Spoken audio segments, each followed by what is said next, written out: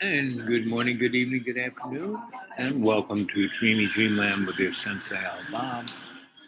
And here I am, Saturday on the Bob. And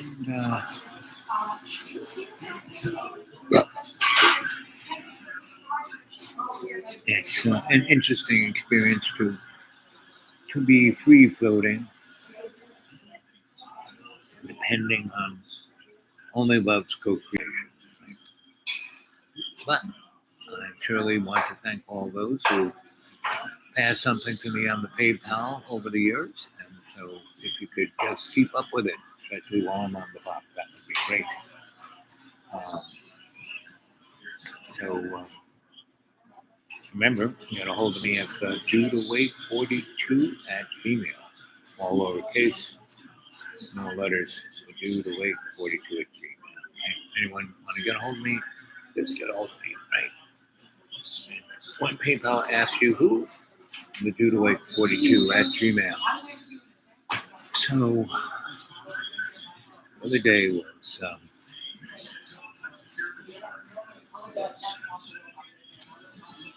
Veterans Day, and it used to be called Armistice Day, right? In France, they still do call it Armistice Day. Right? As I said, go watch Stanley Kubrick's film Paths of Glory, for that matter. Any Stanley Kubrick film is great. I was just watching little bits from the movie Goosebumps. That's always fun. Slappy. So you need to be the decider. Don't let some dummy tell you what to do. When you're the decider, you realize the most important thing is love's co-creation. Right? You don't have to spend 90 hours a week in a terrible job just so you can afford a Tesla. No. You want an electric car? Make your own. Did you know the first car that was ever built was an electric car? About 20 years before the internal combustion engine was created, and the internal combustion engine and the diesel engine were both designed to run on alcohol from hemp.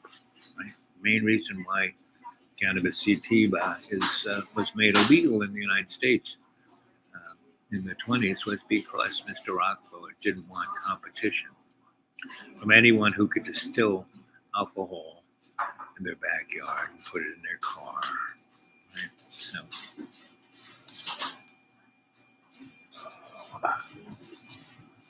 that's sloppy. So when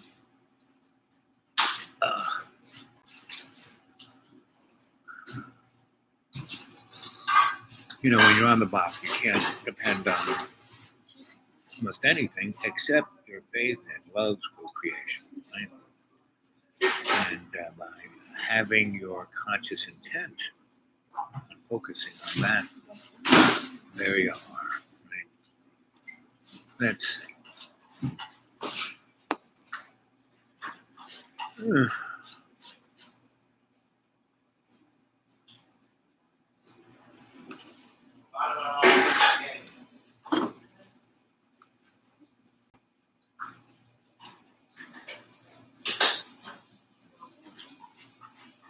Mm-hmm.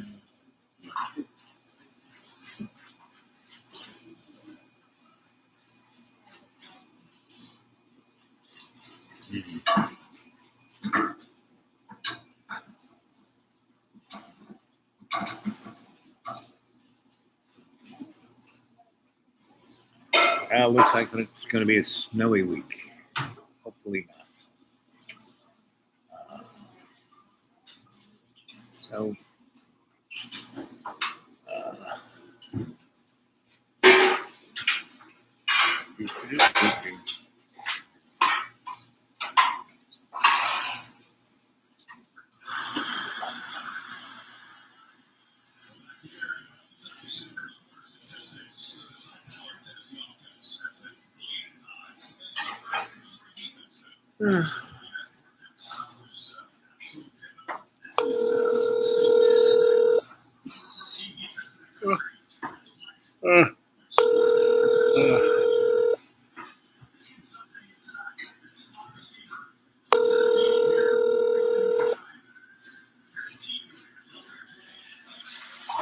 yo. Hey, handsome. Talk to me, Big Kahuna. Well, we're live on the chat, Okay. and I wanted you to tell a little story about your experiences in Africa, what you were talking about. Oh, yeah. I'm sorry I had to cut the story short yesterday because a friend of mine stepped by, so I had no. So anyhow, I'll tell your listeners and viewers this short story with more details. It's a juicy one.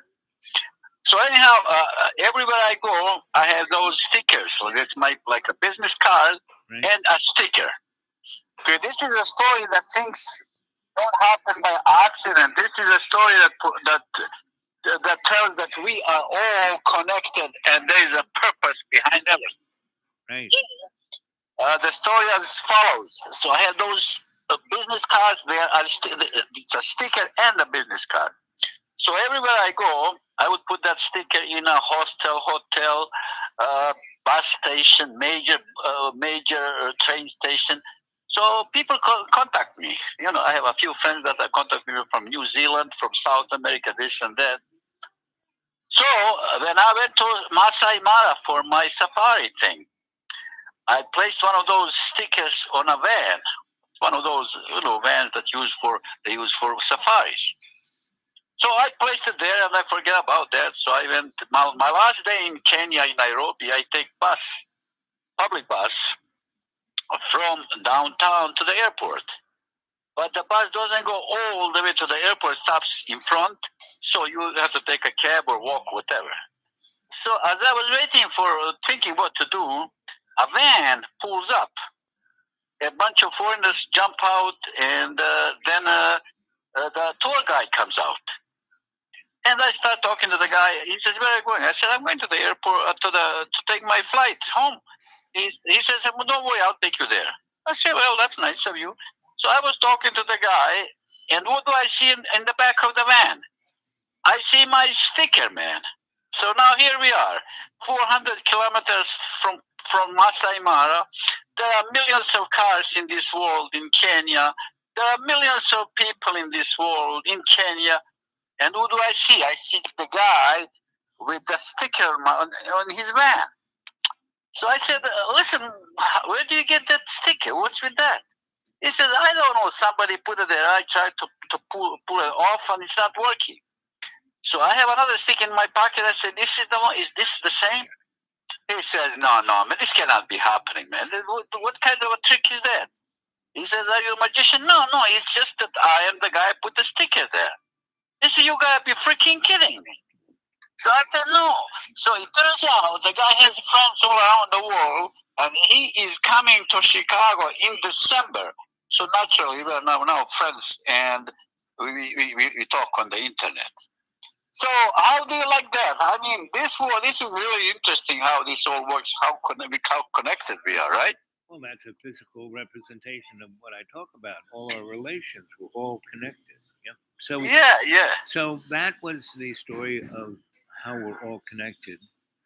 Tell me the story about what you saw in the suffering of the people. You said, because you've been around, so you said this was it touched you more than most things do. Well, actually, look, in India, you expect something, so I wasn't shocked in India. Okay, because you hear about the slums and all. You hear, so you expect. But when I was in Kenya and especially Zimbabwe, this was my most eye-opening trip I ever took, man. I mean, this was really, and I think I told you before about that. I'm shocked that these people don't start some kind of revolution, because they really have it bad. They really have it bad, and what's worse, they have it bad from their own people, from their own dictators. So it's really bad out there, man. Well, their own dictators are being paid by the multinational corporations. It's cheaper. Yeah, that's the new normal. Right. Multinational corporations. Yep. Yeah.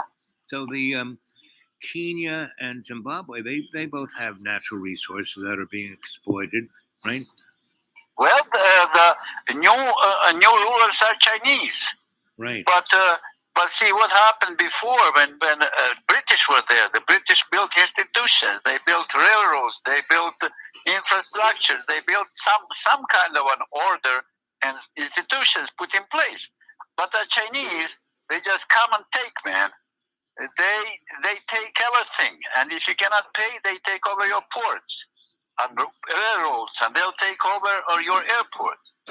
The city of Mombasa, I think it's Kenya's biggest port, and the Chinese took over that port because they owed them some money and they were not able to pay. So that's what they do. And you know, the Chinese are just an extension of that transnational corporate state. You know, they're just part of it. They're not like a separate, you know, kind of thing. Because man, the Chinese are going to get trashed. They are trashing themselves. Have you been to China? I've been to China, but not extensively. I just went to Shanghai and Hong Kong. But my next trip I should be going to China for a month at least. So, what was your take on Shanghai? Shanghai. Well, listen, man. You want to see law and order? You go to Singapore, Dubai, and Shanghai.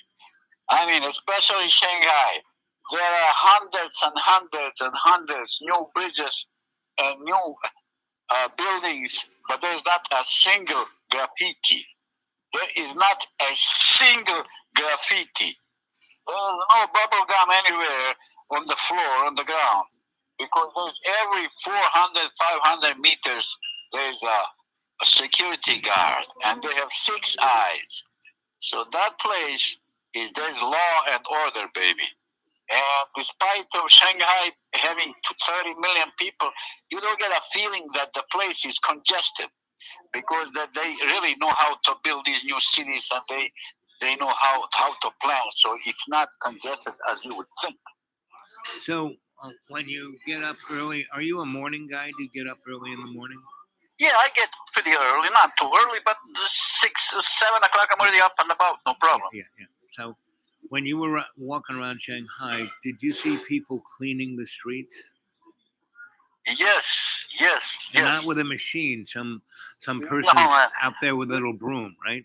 Yes, a little broom, and get this, you will not believe this one. Since you mentioned it, there's a freaking guy with scissors, and he's cutting the grass between the median, on the sidewalk. Right. Okay, they have those little bricks, and there's grass growing between. He is cutting them with the scissors, right? A pair of scissors. Which basically tells you the level of China's technology. Yes. They are making giant strides, but they are still way behind. Right, they're still using scissors to cut the grass. Yeah. Yep. So it's and the basically thing. So when you were there were more people over 30 than there were under 30, right? In Shanghai, yes. Right, and that's China. So they are already old, and they only had one baby, so they don't have any replacements. And the thing is, it's interesting that in China, they don't want to actually have a second kid. No. Well, because for so many decades, it's been, pressed into them to have one. So they don't, and it costs so much money to have a kid. It costs so much money, right? That's the thing. Right. And they don't have, in Japan, look, in Japan, they have a program for everybody. Right. They have a program for persons from 1 year to 111. In China, there's no such thing. Japan, people still want to have kids, but in China, no. It costs them too much money. Right. No, I think we were talking about, there was something I was going to tell you about China, but I already forgot. It will come to me. It will come to me. It'll come to you. Yeah. So when you were growing up, right, and you were in Yugoslavia, right? Yes, sir. And you were in a Croat community? No. You were it was 101% Muslim. Muslim. Okay, so you were right. So, and when I was there during the Olympics, how old were you when 1984, the Olympics? I was born 1960, so I was 24 at the time. Okay, so what it blew my mind because Yugoslavia at the time was the top of the heap of the. It wasn't part of Russia, but it was in their. It was one of their satellites, Yeah. and they were the best to do. They had nice clothes. They had stuff in the supermarket, but Yeah. it was still very gray. I mean, it's really beautiful. Like Sarajevo was a beautiful city, and but it was still kind of gray. And Yeah. True. I sensed this overpowering entity where everyone wanted to kill each other, True. right? And so I said to myself, "Whoa! If the Iron Curtain ever goes down, this place is going to be a mess." And so that's kind of what happened. Yeah. I mean, they had 100 years to get over that. How come they couldn't get over that?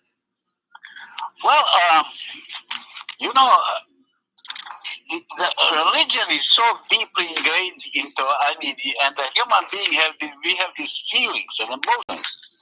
And if you have somebody who is smart enough to exploit those, to put a little, well, look at this. In Yugoslavia, former Yugoslavia, everybody blames politicians. Politicians are just like the guys who have a lot of manure, and they would come to the ground and spread the manure. But the ground itself was fertile for the manure. Okay, Right. So that's what happened, man. Yeah. Milosevic and people like him. Yeah, they were pretty sharp. They know what they want. You know, that's what. Right. That's what it is. But the way they just blew up, the capital city, it just blew my mind. I went back, about 6 years after the war, and all the stuff Sarajevo, all those beautiful cities, just obliterated. Yep. And they really haven't fixed anything up since. Yeah, things are not moving as fast as they should, man. No. So that's kind of what's Ukraine. I mean, and the other thing I experienced when I was there, and then when I came back, I would say the majority of the damage was done by NATO.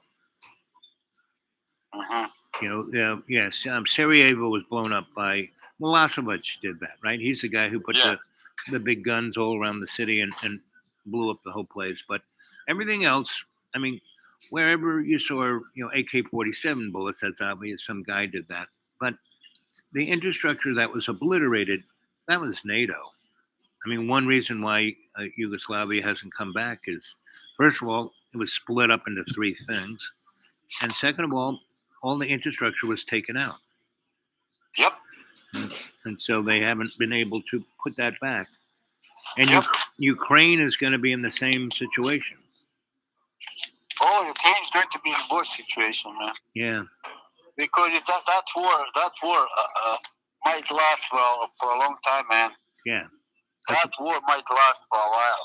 Yeah, because people are making too much money, so they're not going to stop anytime soon. Yeah, I heard the United States is actually making some covert approaches to Russia to start talking about peace and all that stuff. Oh yeah, of course they are. But that's they're always doing that. They cover every angle. Yeah, of course.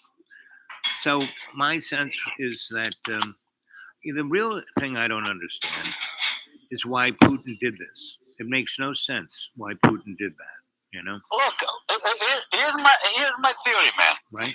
As you know, that I think we talk about that the Russians, that Gorbachev signed a treaty with Reagan, right. that NATO would not go 1 inch east. Right. So United States pushed all those countries to join NATO just to provoke Putin because they want to get away with that freaking guy. They want to get rid of him. It's going to be good for the business, for United States. So the guy was cornered. He was provoked, man. But how come he didn't? My sense is that he could have picked his time a lot better. Meaning, if he, when Bill Clinton was still president and he had just become president, they had already kicked over they kicked over Poland, Latvia, Estonia. And he could have said, when his military was, stronger than it is today. Hey, we agreed that not 1 inch. But And no, I think no. But no. They had enough. Look, they were busy with some other things. They had Chechnya, and it's always a good idea to blame Muslims. They are there to be blamed for everything, man.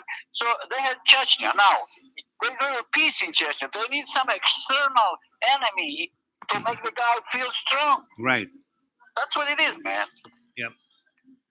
But it's because, back in the early O's, Russia's GDP was about 60% manufacturing, about 20%, services, and about the rest in extraction, oil and gold and coal, and because Russia has more of everything than anybody else in Europe. Probably. And then it got turned sideways, and now Russia gets about 60% of its GDP from extraction, from gas, oil, coal, everything else, ammonia, and it only has 6% is manufacturing. So they don't make Really? they don't make anything. So Wow, that's interesting. and oil, you know what the Russians are selling the oil for a barrel? $60. No. How much? 60. $60? Yeah, that's it. Wow. Because the majority of that fuel was pumped out by pipelines. They can't do that now, so they had to put it on board boats, and no one will give them insurance. So it's not, they're not making in the first 6 months. Yes, they made some pretty good bucks, but soon as they turned off the nozzle to Europe, they're hurting on that. I mean, there are so many things about the demographics of Russia. Like in about 10 years, they'll have maybe 15% will be people under 30. They won't be able to field an army. So, well, actually, speaking of, since you mentioned demographics, 4 or 5 countries in the world, they are leading the world in their population declining. yes. One is Japan, other one is Russia, third one is Serbia, and fourth is Italy. Their population is declining big time. We are talking major decline. Right, and China is right in there. China is probably now approaching that too. Right, and China is the one that's like a stone free falling, meaning the others have things they can bring people in, they can do this, they can, like America. Why our population it stays young is for all the all of our we had to stop people coming in on our borders. We let tons of people come in to do our work. Yeah. So it's I mean, the guys like you are a perfect example, right? You had a whole different life, and then you showed up in America, and you became a worker, which you put your nose in grindstone. Yep. You did a good job. You got to watch when you retired, and you were lucky. You did that right at the right time, and you became a good American. Yeah, I gotta watch. What did you say? I gotta what? Watch? You got to watch when you retired. Yep. Yeah, it was made in China. Yeah, exactly. And it stopped working after about 6 months. Right, exactly. Oh my God. Yeah. Well, actually, listen, we had this program in my company. After 5 years, they give you this, 10 years, give you that. And my first year, I got to watch it. Really stopped working after a while. And you had a choice. They give you a little catalog. But they stopped doing that. The company became public. Right. It went public, so now you have to please shareholders. Who cares about freaking working Joe? Exactly. So now we get nothing, but the shareholders, they get something. Yes, well, that's where it's at, and it's America we are a zombie country because we're not like any other place, and so I mean, the richest country in the world, and about 60% of our population is working poor. Yep. I mean, 40 million kids go to bed hungry, right? So I was shocked I was shocked to find out that Connecticut is third richest state in the nation, Right. and still, man, the working Joe there is fucked big time. Yeah, I mean, big time. Yep. Yeah. In Yeah. the 60s, I went to a seminary, and they had slaves. They had people working there that had been working there for generations. They were indentured servants. They couldn't get out. What? Yeah, In the 60s? in the 60s, white people. You know, the guys who were working in the kitchens, the people doing the laundry, people mowing the lawns, they were indentured servants. You in your seminary? Yep. You're freaking kidding me. Those are who are those? Irish or some Italians or what? Oh, they were mostly Native American with a little Irish in them. Enough Irish to look white. But they were mostly Native American. Oh my! I didn't know about that thing. Yeah. And there was a, you know, once I stumbled into that, and I used to get punished all the time, and so they got to a point where, you know, I never had any free time because I kept doing really just, you know, things that would blow their minds. So I worked in the kitchen, I worked in the farm, I, you know, fixed, you know, other than going to school, I was working for them, you know, like an indentured servant, and you know, so I got to know my friends were the people who were working, right? Because I was working with them. And I said, man, why don't you just quit? Just go get another job. You know what you're doing. And they said, oh, we can't. We're indentured servants. I said, what? So, oh, yeah, they own us. What? So, oh, my God. So when the Parents' Weekend came that year, I made miles and miles of paper chains, right? And we refused to work, and we walked around in our underwear chained, and so that brought the message to the parents that the kids were there. So, and I also called the newspaper and the TV guys, so it made for good TV, and so those people got their freedom, but they also got. I'm shocked you were not popular at this place. I'm really shocked.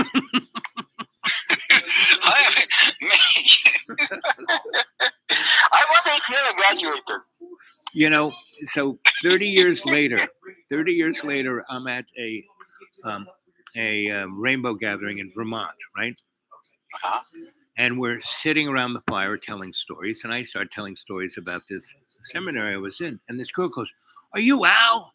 I said, "Yes." She goes, "You're infamous." I said, "What?" I went and she went to that school. I mean, it stopped being a seminary, it became a prep school, then it became a co-ed. So she went to school there. Yes. And the myth of me was in that school. You know, 30 years later, she's going to school there, and she's heard stories about me, and she meets me. So she becomes my girlfriend. She's about 22. She's going to college, and we just have the best of times. But it was like 3 a.m. We're pretty stoned, and she, "Are you Al?" Yeah, it was like unbelievable. 30 years from the point I left that school, in the middle of the mountains of Vermont at a rainbow gathering, and this. "Are you Al?" Wow, man, stories. Yep. Yeah. But I have to. I'm sorry, I lost track. So what's today's topic, man? Life and related subjects. Oh, today's topic is I'm starting a new series since I'm going to be on the BOP. So I'm on the BOP, meaning I have no idea where I'm at or what I'm doing. I'm just in service to love's co-creation, meaning I have total faith in whatever happens, you know? Weren't you supposed to get a sidekick? You were supposed to do this thing with somebody else, some guy? Well, that didn't turn out.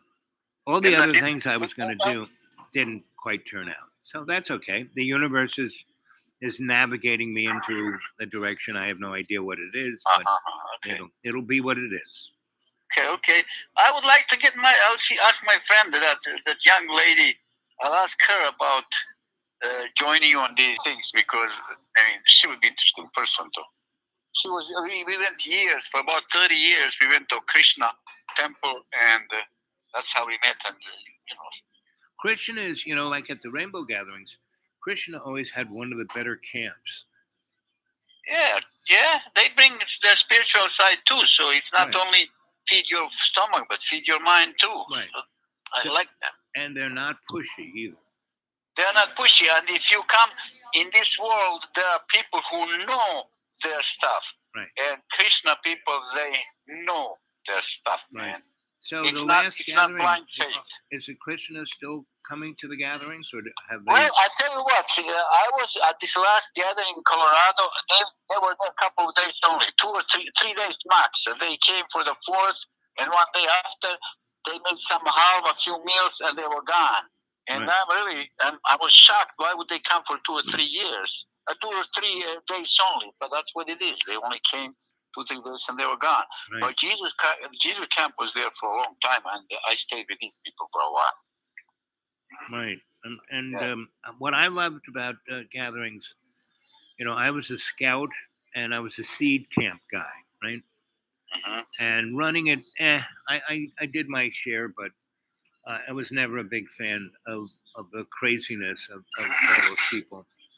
Mm-hmm. After a number of years, I just had enough of that. But the seed camp and the scouts were great. And the other great thing I loved to do was clean up, because the amount of stuff that people left behind was mind-boggling. I mean, I still have camping gear, from that are still in boxes, that I got it.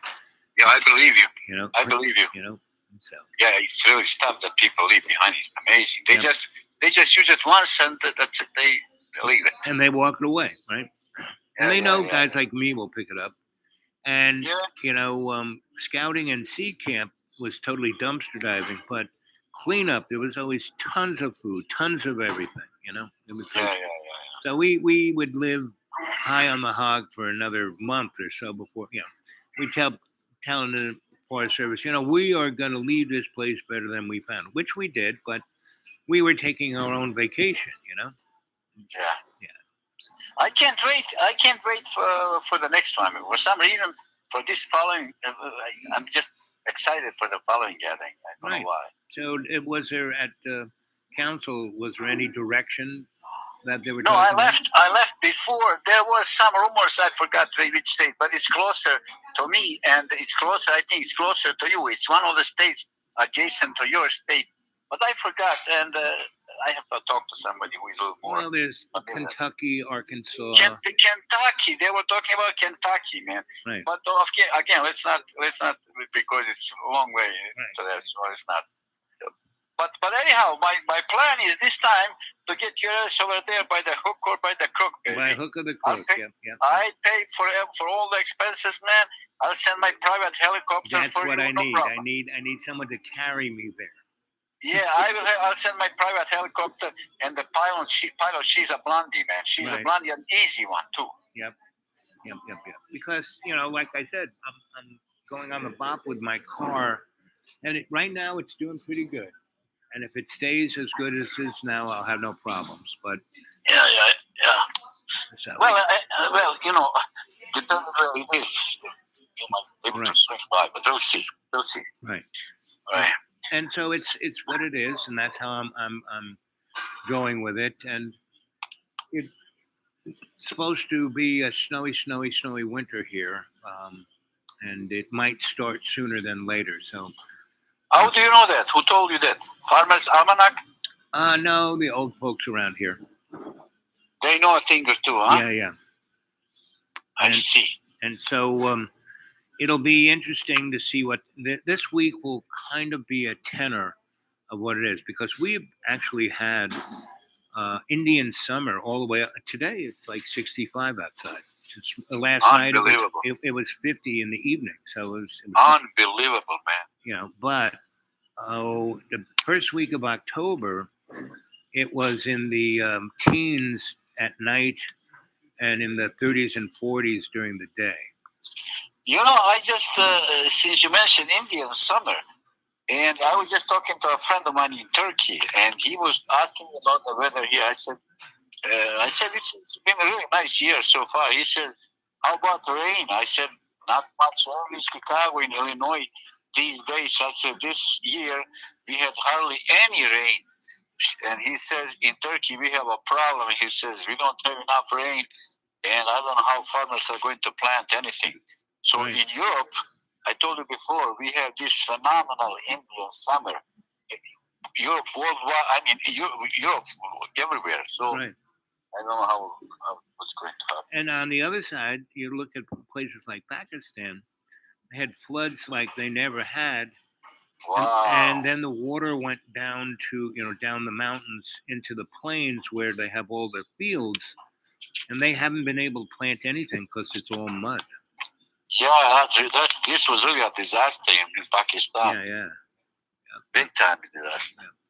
And just next door in Afghanistan, they had the other side of the coin. They had nothing growing because it's drought. And so you are telling me we might have a shortage of hashish? yes, Don't tell me that. Don't tell you that. Yep.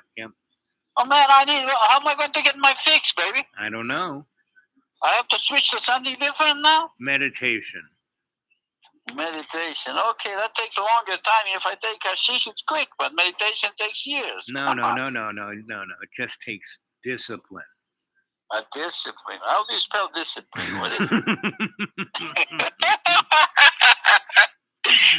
I was going to make a t-shirt, speaking of that. No joke, honest to God. I was going to say, without discipline, there is no spiritual progress. Sorry. So I was going to make a shirt like that. I don't think I would get many likes for that. Well, discipline gets the wrong sled. Meaning, discipline isn't a bad thing, and isn't a hard thing. What discipline is when you are the decider, when you take the responsibility for your own life. Oh my God! I know. I can't blame anybody. Exactly right. Can't blame anybody. Come on, man. What kind of a joke is that? So here I am. I got married for that purpose. So I can't blame my wife for my loss of teeth, loss of mind, loss of No. Anyway, you're the guy. You're the lucky guy. You're married to a great queen. Yes, I'm a lucky motherfucker. Yeah. Yes. True. I mean, she only has you around because you amuse her. You amaze, amuse, and shock her. Yes, exactly. You got them from how she reacted to your presence. I have all the bases covered. Amaze, amuse, and I even shock them. Right, exactly. And and you guys have it worked out because, what would you say, a third of the time of the year you're never there. True, Right. Probably more than that. And which gives her plenty of time to kick back and go, she's the queen of the household. She rules. She knows she rules, but you not being there, it's like, yeah, I feel good. Yeah. And then when you do show up, she's happy to see you. Yeah. For a couple of days, she's nice to me. Then we go back to the.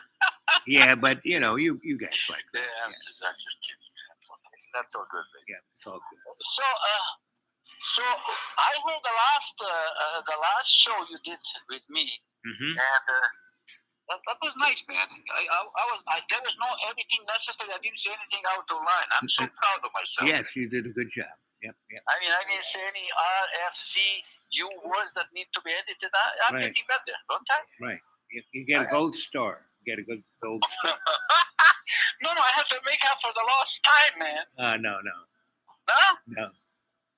Come on, man. No. Give me some slack, baby. We've done so fine so far. Okay. All right. So, love's co-creation. Today's topic. Yep. Love's co-creation. Yep. Okay, man. All right. And that means everything that is real, because everything that isn't love's co-creation is illusion.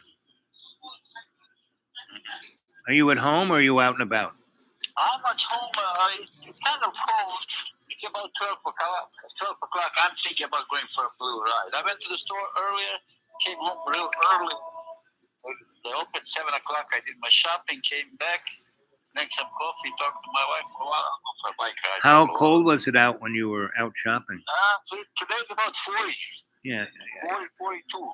At least it's not like the good old winters of Chicago with the wind No, blowing not yet. And 20 there's degrees no wind. below zero.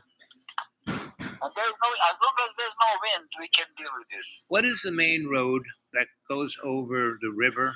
Where all the bridges are.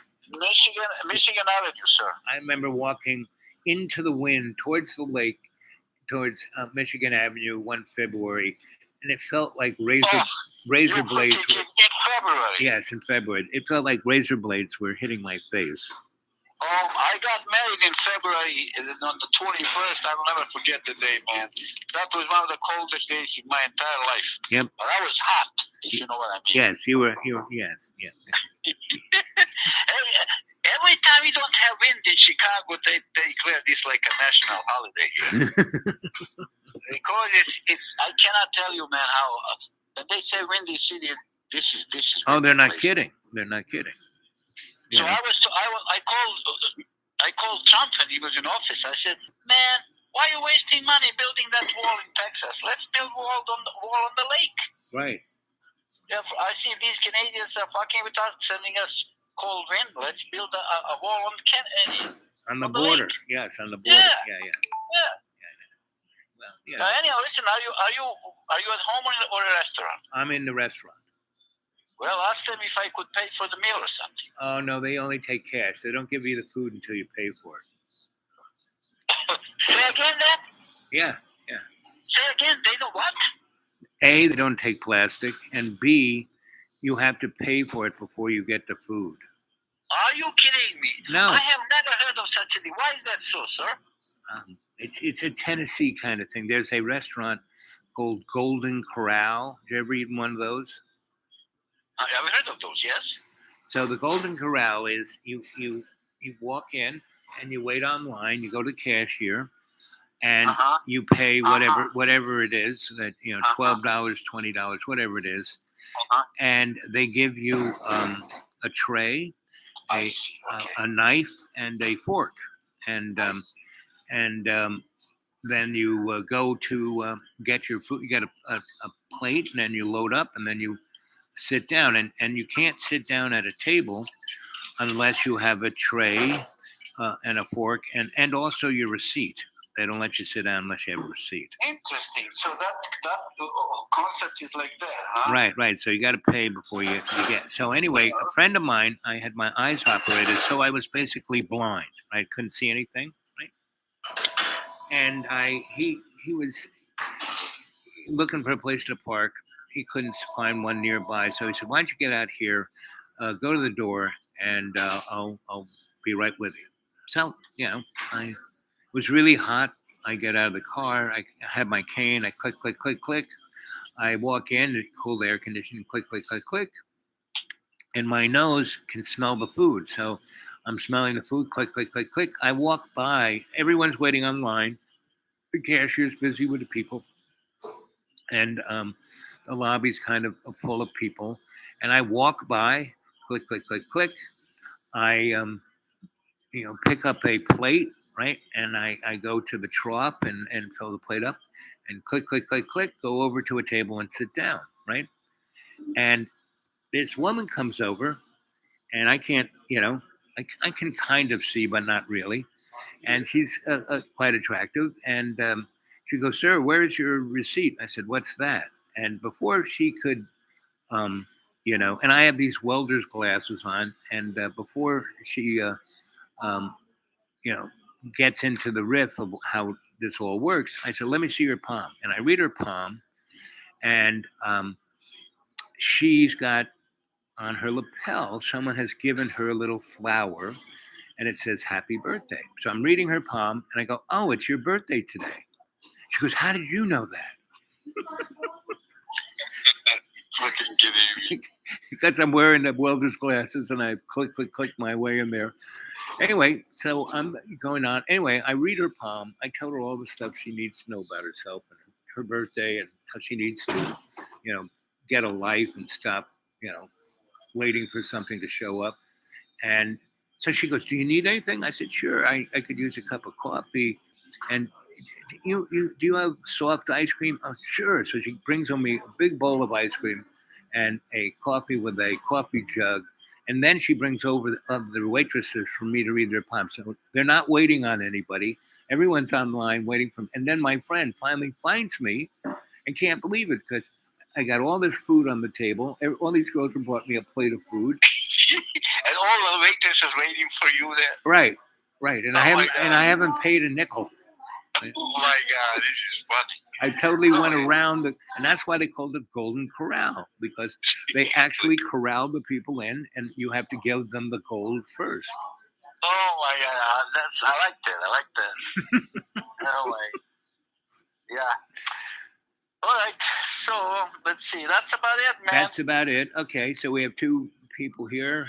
Hey, how'd you like that? That's our friend here. Give us a thumb up. And so in Yugoslavia, the Muslim community didn't have like Croat or Serb, or you were just Muslims. Well, where I am right on the border between. Okay, here's the story. Right. I'm right on the border where the old Turkish Empire Yes. ruled. Right. I'm about 15, 20 kilometers from the Croatian border. Okay, gotcha. And that was Austria-Hungary border, Yep, and yep. that was also The Persian between Islam and Christianity. Right, the Persian Empire. So in that where I am, it's 99% Muslims. Right. So that's what it is. Is it still 99% Muslim? Yeah, maybe 95, 90%. Right. Guys like you split. Yeah, a few people moved in, and the war brought some people, Right. refugees from different parts. So it's a little different now. But get this. Yes. So as you know, reputation. I don't know if there's a difference between reputation and stereotype. Anyhow, Muslims have this reputation as not being very. What do you call that? Muslims in Bosnia as not being very bright. So. What are you talking about? The ones I met were very sharp. Just a second. I'm talking about not the reputation that there is. Okay. Okay. So, even though the population is 99% Muslim, all the important positions they were filled by Serbs. We had people in the municipality. All the office people they were Serbs. Teachers were Serbs. The freaking forest rangers were Serbs. Everywhere Serbs. And they even in that position they claimed they were threatened, and they felt that they were, what do you call that? That they were abused or something. Okay, so you have 99% of the population is completely Muslim, and you have every major position filled with Serbs, and still they complained that they were, they were given a wrong deal or something. You mean the Serbs were given a wrong deal? Yeah, that's what they claim. Right. So the difference between what were the two words you used? Stereotype and. Yeah, I would like to know what's the difference between stereotype and what's the other one is like reputation. Well, I'll tell you exactly. Stereotype is a opinion that is usually based on falsity, right? And the other one is based on experience, right? So, reputation is your experience, right? So, you look at where you grew up, where 98% of everybody was Muslim, and everyone in charge was Serbian. What that shows to me is that the Muslims were extremely smart. They got whatever they could get, and they didn't have to do anything for it. They didn't have to take responsibility. They didn't have to show up to work. They didn't have to, they did their whatever they wanted to do, their jobs or this or that, their families. But on the other side of the coin, it was responsibility was not there. So. Right. It wasn't their thing. Right, and they weren't, not responsible. And you grew up there. I didn't. I just kind of visited a couple of times, and my sense was that of all the different communities, the Muslim community was the most together. as a community. True. All the other communities were not very together as a community. Because every time you have this small community, we have to stick to it with each other. Otherwise, you just disappear. That's Well, all. I keep saying this, that the basic tenet of Islam is hospitality. Yeah, true. And that's not so much Christianity. Well, in Christianity, that's what are the main tenets of Christian faith, man? Can you really tell me? Um, the Love gold, love thy neighbor. no, golden rule. Who has the gold rules. That's the golden rule, man. That's the I gold. don't think that's the one thing. No, that's not. They taught me that this is something different, but I buy yours. Well, that's the reputation. I was brought up a Christian. I was brought up to be a Catholic priest. It was, who has the gold rules. Oh, that's the golden rule. Yep. Mm-hmm. Oh my God! So okay, I like that. I like it. Well, it's so American, Yeah. It's so American. Hey, listen. So I was still wondering what was that. I had another revelation what I was going to tell you, but I forgot about that. So I have to think about it next time. I'll tell you about it. Well, the restaurant here is starting to fill up with people, and my battery is 50%.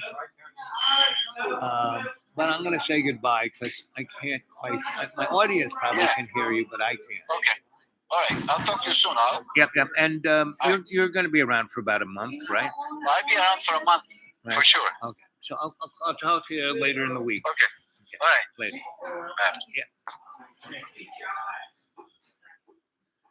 Yeah.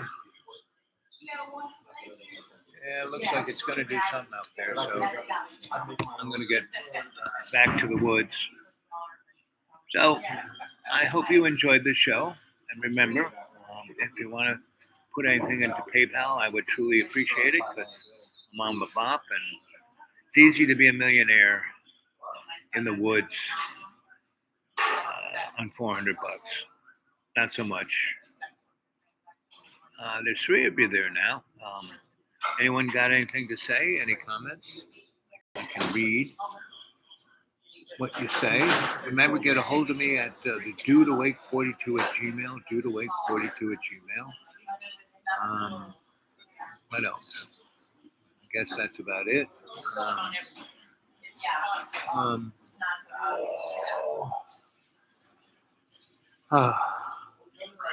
Let's see what the weather's going to be.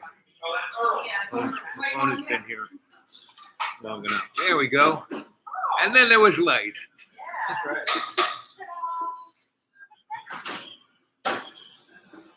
So you guys all a family? No. We are. I see some genetically referenced points. We're just married. Right. Well, that's like they call that We've grown together. belonging. That's right. We've been growing together. For 15 So years. who had glasses first? He had glasses before I did. Right. And you just started putting them on to look like them, right? I wore readers for a long time. When I had That's what I love about Dollar Tree. Yeah. I lose about 10 of these. If I had to pay like $120 for these. These are like 8. Yeah. That's what I'm saying. Yeah. Yeah. So your glasses are like religion. Yeah. Yeah. Yeah. You put more into that. The new religion. Everyone has to wear glasses. And God gives them to you. Yes. Ay. Are you from? Oh, about 20 years. We're over in Asheville. Ashpit. Yeah. I moved into Ashpit in 91, and I was there until 99. And Me too. I went to Arizona right in 98. Yeah. right. So I came to Asheville to do an ethnography on the Biltmore House. when the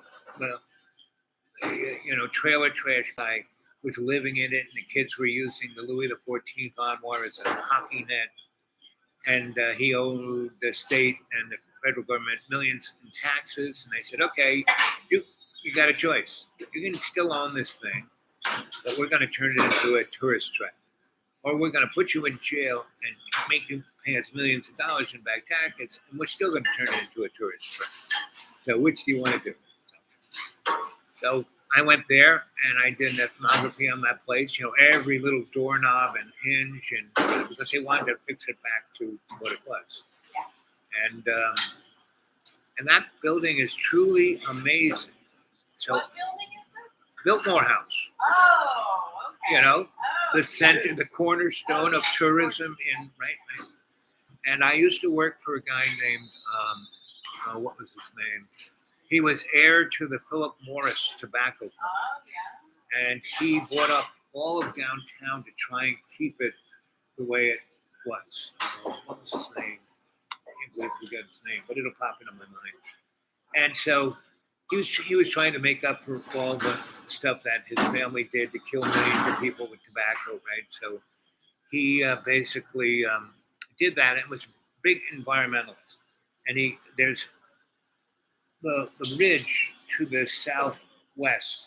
He kind of bought up and put it into a land trust, so they couldn't just build condos on it. Right. But I moved there. So you moved there in '90, right?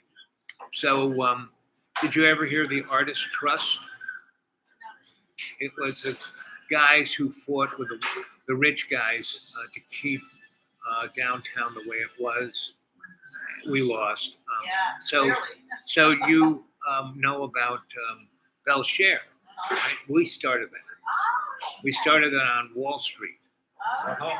because we all lived in those little things. Because Yeah. when she was there, I was Remember there. the club 45 Cherries? Oh yeah. Yeah, The owner of that club was a good friend of mine. Right. I lived with him when he owned 45 Cherries. So the orange peel, right? Yeah. Yeah.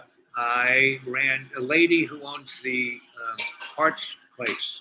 She owned, big national Arts Place, but it started in Nashville, and she I went and said, I want to. This used to be a black nightclub. I want to start it back up.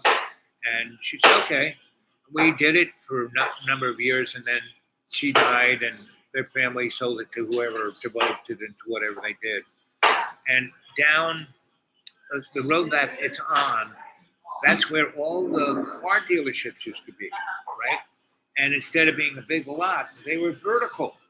And these buildings had ramps on the inside. So once we lost that, we took over one of those and started a nightclub. And I did Danceteria in New York City.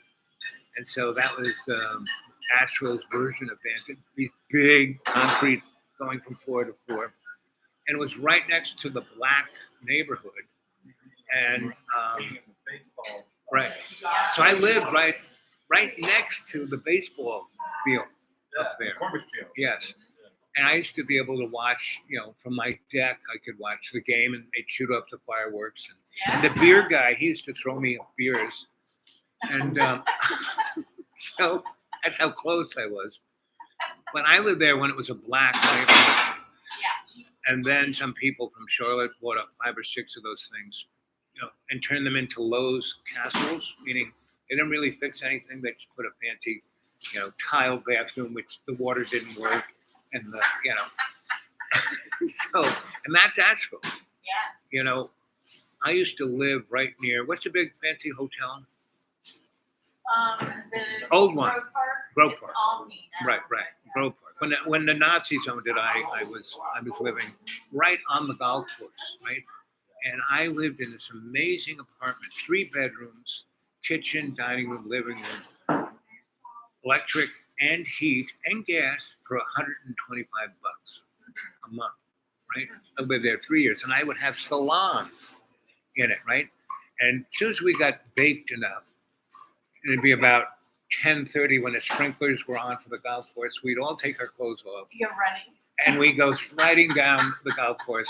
And then we'd walk in our underwear covered in grass clippings into a Lane's. That was the nightclub in the basement of that place. No one even cared.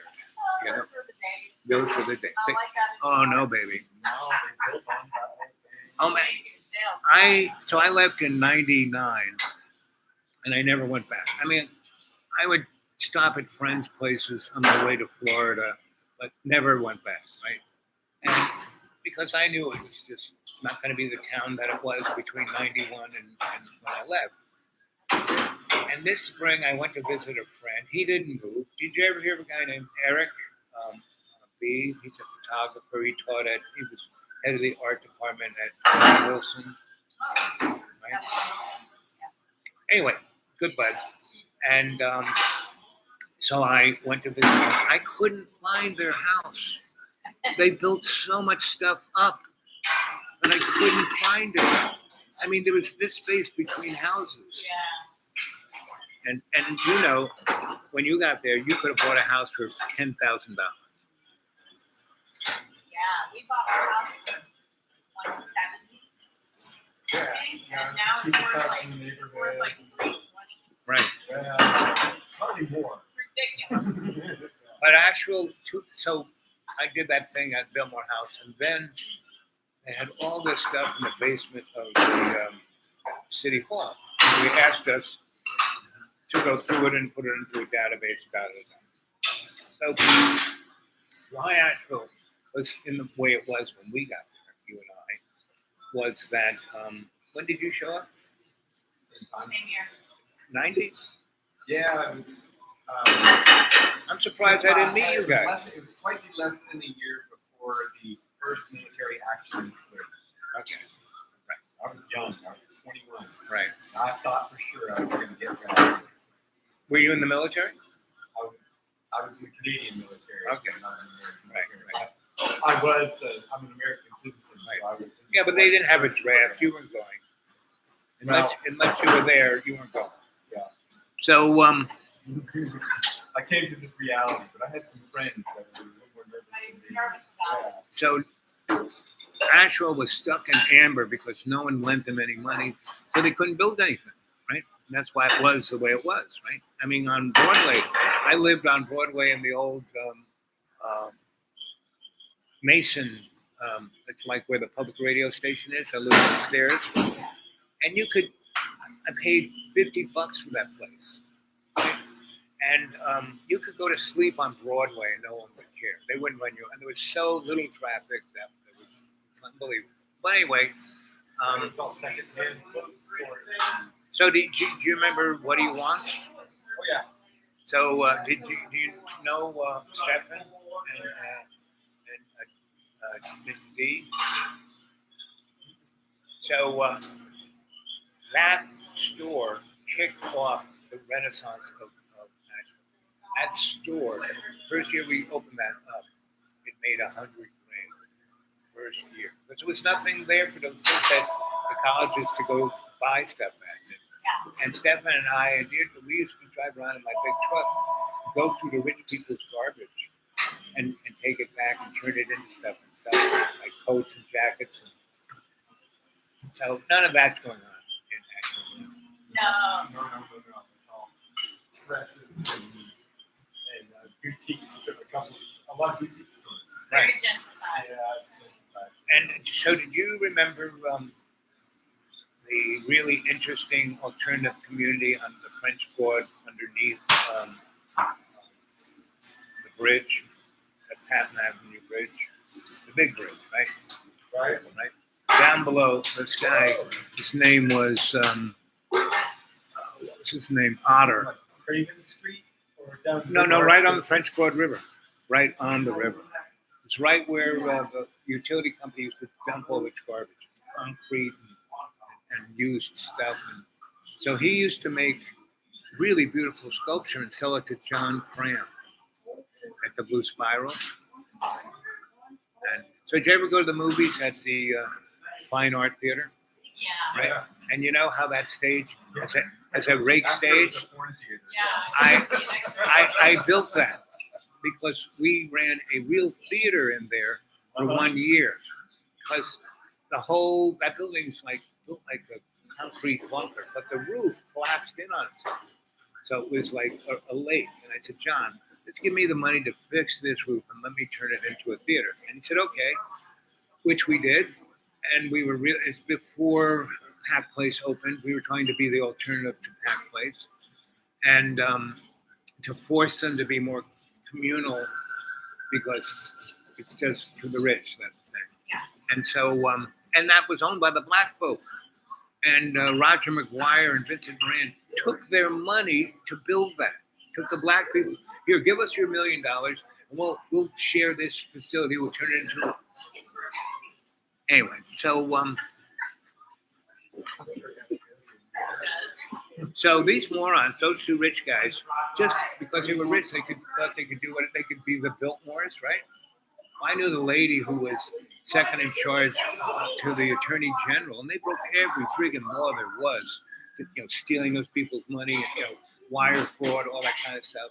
So they were having a big whoop-de-doo to tell the folks what was going to go on. Yeah. And I had the attorney general there, and he explains it to her, and then she goes, "Hi, I'm the attorney general of North Carolina. Everything he says, we have on tape recorder.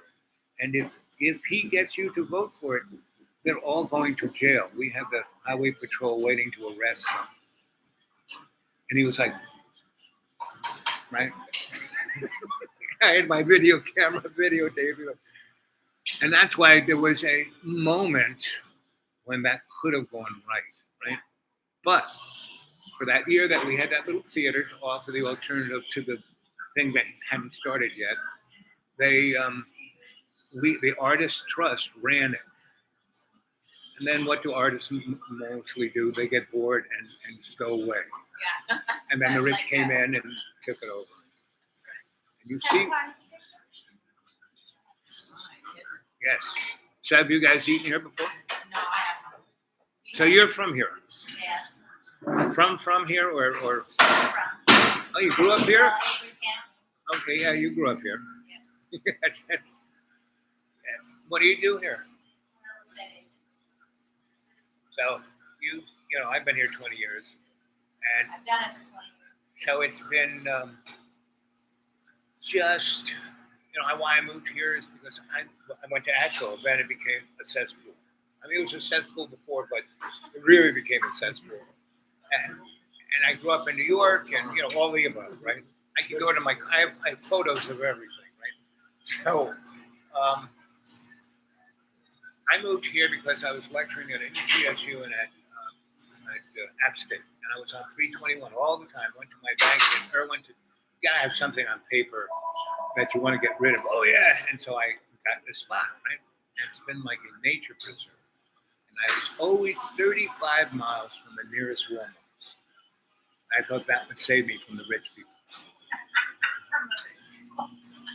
But what has happened is that with the COVID, they came in like locusts. Yeah. But the real sad thing is, so back in 1980, there were all these towns around here: Micaville, Little Switzerland. The poster child of it is Banner Elk. Teeny weeny, didn't even have a town, right? It just had that little strip of stores built in the 20s, right? And then the mob came in and bought up Angelo, the mob. I know him very well. Me too. So do I.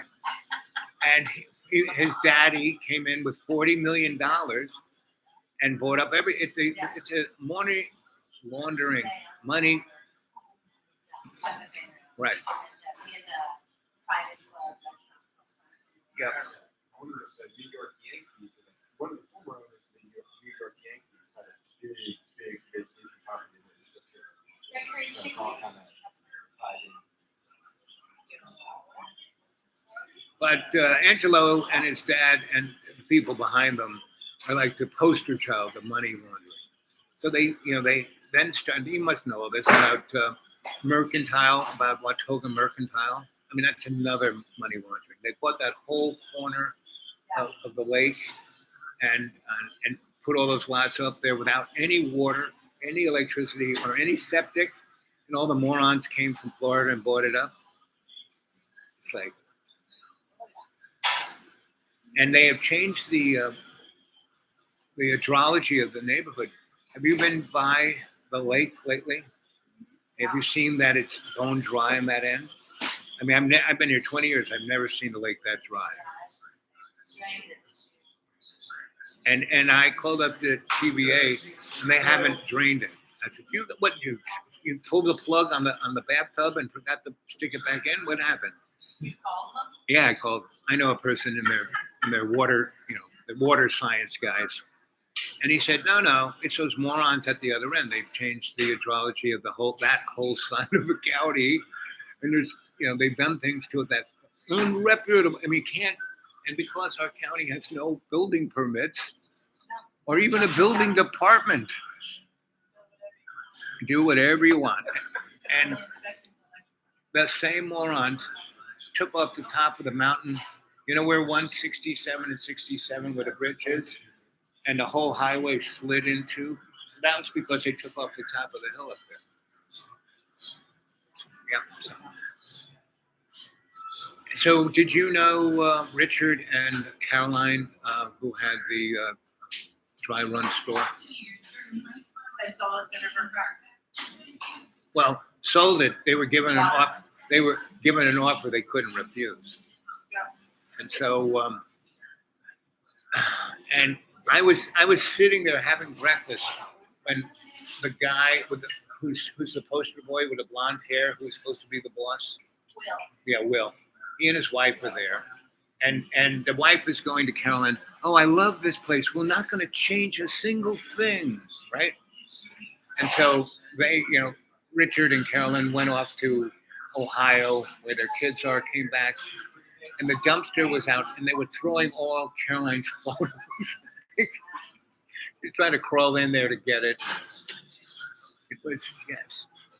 So there is a thing called karma. So how do you know? Is she trying to sell you something? Show me some things. Well, I have a place you can buy. Yeah? Oh, yeah. It's a place called, get your phone out, Banjo Ridge. I have the best lot. It's a gated community that was started in the 70s and went bankrupt in 1973. It's like, and it's just what those guys do. They built these nice lots on a mountain, and photographs that look great, so people bought it in Florida. So, what do you know about Banjo Ridge? Banjo Ridge? I was showing in here the other day. Oh, The only one that's available. Well, you can sell my place. Yeah? So do you go down the dirt road to where the bus is? I'm sure the property you're showing is right on the corner of where that bus is, right? Yeah. So the lot across is mine. I have the best lot there. Okay. I have the biggest lot. I got it when I had some cash. I scoped it out. I have 4 pads to build houses on. Yeah. And I have water, septic, and electricity all through it. So all you got to do is build whatever you want to build. And I put French drains and everything. It's the only place that has an in-out driveway. So it's, yes. So what is that piece of property going for? I'll let you show it. I have to pull it back up. There's something about that thing that people just, I don't know why. Close to the lake. Well, it is right there on the lake. And there is, on my deed, it says that, when I bought the place, they had a place you could put a boat. It's not there though anymore, is it? Well, it's on my deed. Isn't the deed is what matters, right? Plus, Yeah, I'm in your camp. right. Well, it's called law. I used to work for lawyers. And yes, the law can be manipulated any which way you want to run it, but it's what it is. Banjo Ridge, huh? Yep, Banjo Ridge. What I want is, so there's one where I was going to build a big house, right? And so there's 2, it's Sawtooth Mountains, but right where this lot is, you go up second story, you get an amazing view right down Greg's Branch to the lake. right? If you built like a 4-story house, you have an amazing view, right? Yeah. And I was going to make a house out of what are those things? Not trailers, but the things that they take over on the boat and stick on wheels or trains. Container. Container. I was going to build a container house. I used to build container houses. Yeah, I have a pond. They really are great. And back in the day when you could buy a container for $800, you couldn't beat it. Because you can weld them together. They're really structurally strong. You can spray concrete on them so they're indestructible. Yeah, the good old days. So this food is pretty good, eh, kids? Oh, Yeah. Yeah. These. And have you been to the Italian restaurant down the road? I liked it much better when he first started, and he was a little more relaxed. Nah, it's okay, but you know he's found his little niche, and now he's cut every corner he could. Back in the day when he first started, and he was young, and he wanted to show people how great that kind of food is. It was pretty good. Yeah, he make his pasta. Did you on 167 just past the fire station going towards town? There's this building over on going towards town over on the left, and it used to be a restaurant. Now it looks like somebody's living there, right? And it was this gay guy, and he had the best restaurant. I mean, best if you liked meat. He was amazing. And because he couldn't get alcohol, and because people were upset that he was gay, he lasted about 2 years. I used to go in there all the time. Really great food. And he could decorate. Could he ever decorate? Well, kids, it looks, and when I got here, it was sunny. So do you know what the weather report is? Are we supposed to have snow this week? Tuesday. A lot or a little or? Next Saturday is a big. The one thing about here in weather is like a few miles this way or this way, it makes a difference.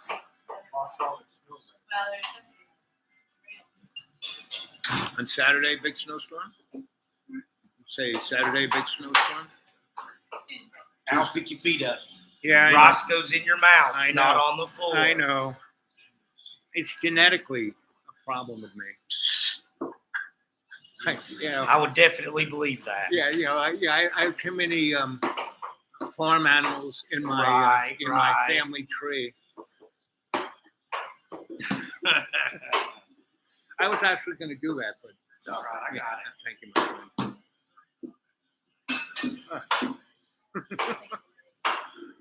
Ay.